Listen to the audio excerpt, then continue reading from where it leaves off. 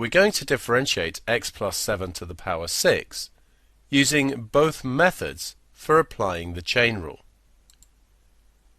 Let's start by calling this y is equal to x plus 7 to the power 6. We let u be equal to the inside function, which is x plus 7, and then y must be equal to u to the power 6. du dx here is just 1.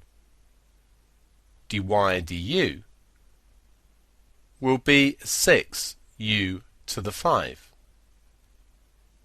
Forming our chain, dy dx is equal to dy du multiplied by du dx.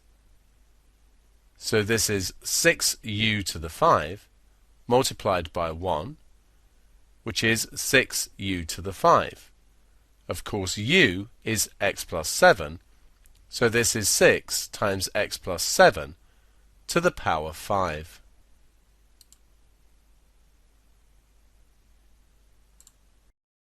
Now considering this by the alternative method, we have y is x plus 7 to the 6. We can see the outside function here is just x to the 6. The inside function is the x plus 7.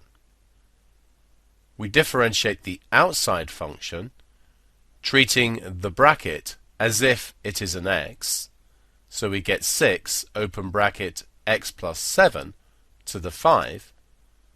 If you think about it, differentiating x to the 6 is 6x to the 5, so we've treated the bracket like it is an x. We then have to multiply by the differential of the inside function, which is 1, and we get 6 times x plus 7 to the 5.